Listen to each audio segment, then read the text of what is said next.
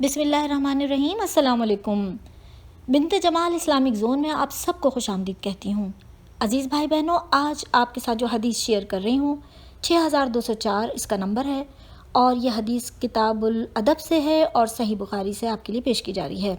اسی حوالے سے کئی احادیث صحیح بخاری میں موجود ہیں، لیکن آج کتاب الادب سے ہی یہ حدیث آپ کے لیے پیش کروں گی۔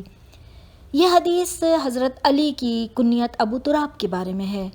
ابو تراب یعنی مٹی والے یا مٹی کے باپ، اور یہ کنیت حضور صلی اللہ علیہ وسلم نے حضرت علی کو دی تھی۔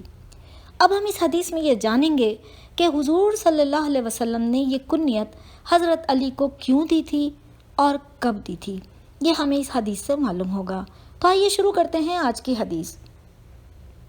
سہل بن سعد رضی اللہ عنہ تعالیٰ سے روایت ہے کہ حضرت علی رضی اللہ عنہ تعالیٰ کو ان کی سب سے زیادہ پیاری تھی ان کی کنیت ابو تراب، جس سے انہیں پکارا جاتا تھا، تو وہ بہت خوش ہوتے تھے کیونکہ یہ کنیت ابو تراب خود حضور صلی اللہ علیہ وسلم نے رکھی تھی۔ ایک دن حضرت فاطمہ رضی اللہ عنہ تعالیٰ سے خفا ہو کر وہ باہر چلے آئے اور مسجد کی دیوار کے پاس لیٹ گئے۔ حضرت صلی اللہ علیہ وسلم ان کے پیچھے آئے اور فرمایا کہ یہ تو دیوار کے پاس لیٹے ہوئے ہیں۔ جب حضرت صلی اللہ علیہ وسلم تشریف لائے تو حضرت علی رضی اللہ عنہ تعالیٰ کی پیٹھ مٹی سے بھر چکی تھی۔ حضرت صلی اللہ علیہ وسلم ان کی پیٹھ سے مٹی چھاڑتے جاتے تھے اور پیار سے فرماتے تھے، اٹھ جاؤ ابو تراب۔ یہ ہے وہ حدیث جس سے ہمیں یہ معلوم ہوتا ہے کہ گھر میں چھوٹی موٹی خفگی ہو جانا، میاں بیوی کے درمیان یا ناراضگی ہو جانا کوئی معیوب نہیں، اور یہ کہ یہ محبت ہی ایک نشانی ہے۔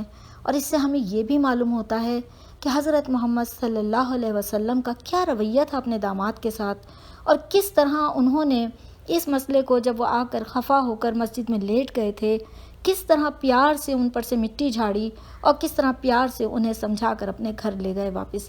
تو اس طرح سے میاں بیوی کے درمیان خفگی کو دور کرانا اور حضور صلی اللہ علیہ وسلم کا جو رویہ اپنے داماد کے ساتھ تھا، بیٹی کے ساتھ تھا، یہ ہم سب کے لیے ایک طرح سے مشعل راہ ہے، اور گھروں میں جو معاملات پیدا ہوتے ہیں وہ سب آسانی سے دور کیے جا سکتے ہیں اس حدیث کی روشنی میں۔ تو آپ سب اس حدیث کو شیئر کر لیجئے، یہ بہت پیاری حدیث ہے۔ مجھے اجازت دیجئے، دعاؤں میں یاد رکھیے گا۔ چینل کو سبسکرائب نہیں کیا تو کر لیجئے۔